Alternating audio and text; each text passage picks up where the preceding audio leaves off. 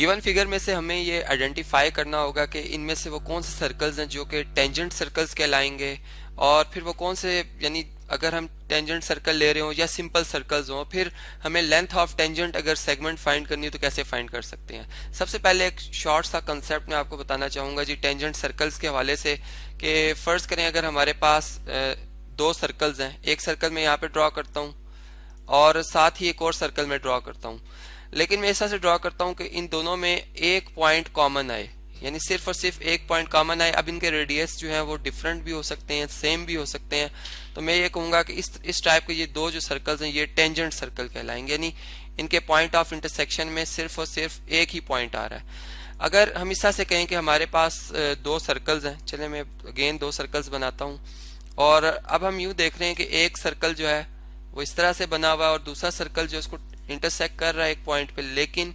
वो इसके इंटीरियर में आ रहा है, यानी इस तरीके से वो बन रहा है, इसके अंदर बन रहा है। अब ये भी अगर हम देखें तो ये दोनों जो सर्कल्स होंगे ये टेंजेंट सर्कल ही कहलाएंगे, क्योंकि इनमें भी जो पॉइंट ऑफ इंटरसेक्शन है वो एक ही आ रहा है। लेकिन अगर ऐसा होता कि हमने एक सर्कल ड्रॉ किया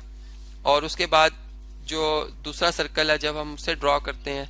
तो वो इस तरह से पता चलता है कि वो इसके, यानी इन दोनों में इनके दो दो पॉइंट्स जो हैं वो कॉमन आ रहे हैं। तो इस टाइप के जो दो सर्कल्स होंगे इन्हें हम इंटरसेक्टिंग सर्कल्स कहेंगे, ठीक। और फिर हम जिस वक्त चलें फर्ज करें मैं ये सर्कल्स ड्रॉ कर लेता हूँ, मैं एक टेंजेंट लाइन ड्रॉ करता हूँ इस तरह से। मैं चूंकि हम जानते हैं लाइन का कोई एंडिंग पॉइंट नहीं होता,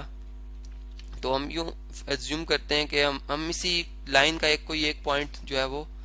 सिलेक्ट कर लेते हैं। ये फर्ज करें लाइन है इस तरीके से, लाइन थोड़ी सी मैं प्रॉपर बना लेता हूँ जी, यहाँ पर लाइन थोड़ी सी प्रॉपर नहीं बन रही, ये देखें जी। अब मैं इस तरह से कहता हूँ कि ये लाइन है एक्सटेंड हो रही है, लेकिन मैं इसका एक पॉइंट सिलेक्ट कर लेता हूँ ए, जबकि इस सर्कल का सेंटर बी है और इस सर्कल का सेंटर सी है। अब मैं कहता हूँ कि ये पी जो हमारे पास पॉइंट है ये पॉइंट ऑफ टेंजेंसी, यानी वो पॉइंट है जहाँ पर सर्कल और लाइंस एक दूसरे को एक ही पॉइंट पर इंटरसेक्ट कर रहे हैं। अब अगर मैं इस पी पॉइंट से ए पॉइंट तक का जो फासला है ये डिस्टेंस अगर मैं फाइंड कर लूँ, वो कैसे फाइंड कर सकता हूँ। मैं ये जानता हूँ कि रेडियल सेगमेंट, यानी वो लाइन सेगमेंट जो कि रेडियस कहलाएगी, वो हमेशा पॉइंट ऑफ टेंजेंसी के पॉइंट, यानी इस पॉइंट से अगर इसको जोड़ दिया जाए तो ये टेंजेंट लाइन के साथ परपेंडिकुलर होती है, ये ऑलरेडी हम जानते हैं। और फिर अगर मैं बी पॉइंट को ए पॉइंट से ज्वाइन कर देता हूँ इस तरह से,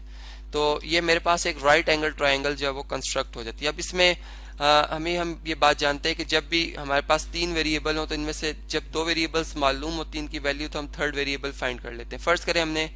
टेंजेंट सेगमेंट जो है लेंथ इसकी फाइंड करनी है, हमें रेडियस पता है इस ट्राइंगल का, हम ये सॉरी इस सर्कल का जो कि इस ट्राइंगल की एक साइड भी है, और फिर इसका जो हाइपोटेन्यूज है मैं कहता हूँ, चले फर्ज करते हैं ये साइड हमारे पास अगर 3 हो और हाइपोटेन्यूज हमारे पास 5 है, तो फिर हम पाइथागोरस थ्योरम की मदद से जो है वो यहाँ पर फार्मूला लगाते हुए जो है x बड़ी आसानी से फाइंड कर लेंगे, जिसकी वैल्यू फिर 4 आती है, यानी 4 स्क्वायर 16 और 3 स्क्वायर 9, ये बनता है 25, और उसका अगर स्क्वायर रूट तो 5 ही आता है। तो इस तरह से अब हमने जो है जल्दी जल्दी से यहाँ से आइडेंटिफाई करना होगा जी कि हमारी कौन कौन से वो सर्कल हैं जो टेंजेंट सर्कल हो सकते हैं। जैसे अगर हम फर्स्ट फिगर की बात करते हैं तो इसमें हमने देखा कि टेंजेंट सर्कल्स नहीं है, लेकिन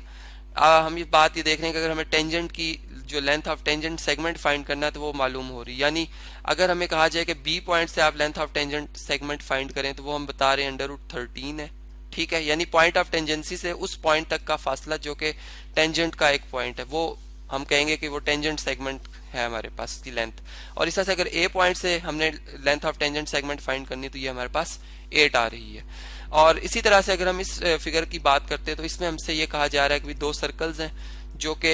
जिनके जो रेडियाई हैं वो हमें बता दी गई हैं कि दो जो हमारे पास डिफरेंट सर्कल्स हैं, लेकिन इनके रेडियस एक 2 है, एक का रेडियस 3 है। और हमें ये पता है कि इसमें जो ये टेंजेंट हमें लाइन सेगमेंट या लाइन नजर आ रही है, बेसिकली ये टेंजेंट कॉमन टेंजेंट है, एक ही वक्त में दोनों सर्कल्स के लिए एक कॉमन टेंजेंट है। और फिर दूसरी बात के हमें S1 पॉइंट से इसके पॉइंट ऑफ टेंजेंसी यानी M पॉइंट तक का फासला बता दिया गया जो कि 5 है। तो हम यूं कहेंगे कि फिर इन दोनों कॉमन यानी दोनों सर्कल्स के लिए जो टेंजेंट सर्कल के लिए जो उनके लेंथ ऑफ टेंजेंट सेगमेंट बन रही है वो 5 ही बन रही है, ठीक है। अब इसी तरह अगर हम इन सर्कल्स की बात करें जो कि अगर चले मैं इस वाइट सर्कल की बात करता हूँ और फिर इस सर्कल की ग्रीन सर्कल की जिसके सेंटर को चले मैं ए से रिप्रेजेंट कर लेता हूँ, या चले ए अगर मैं ऑलरेडी यूज कर चुका हूँ तो A1 से रिप्रेजेंट कर लेता हूँ B1 से। तो ये दोनों सर्कल्स टेंजेंट सर्कल्स हैं। और इसमें जो B1 सर्कल जिसका सेंटर B1 है, इसको इंटरनली इसके अंदर यानी ड्रॉ हुआ हुआ है और इनके पॉइंट ऑफ इंटरसेक्शन में एक ही पॉइंट आ रहा है। लेकिन जब हम बात करते हैं येलो कलर के सर्कल की, जिसका सेंटर यहाँ पे कहीं पर होगा, जिसको चले मैं C1 कह देता हूँ, और फिर वो सर्कल जो कि ग्रीन कलर में हमें नजर आ रहा है, तो ये दोनों भी कौन से टेंजेंट सर्कल्स होंगे, ठीक है, क्योंकि इनके पॉइंट ऑफ इंटरसेक्शन में एक ही जो है वो पॉइंट आ रहा है। और इसी तरह से अगर हम बात करते हैं ब्लू सर्कल की और येलो सर्कल की, तो ये इनके भी पॉइंट ऑफ इंटरसेक्शन में एक ही पॉइंट आ रहा है जो कि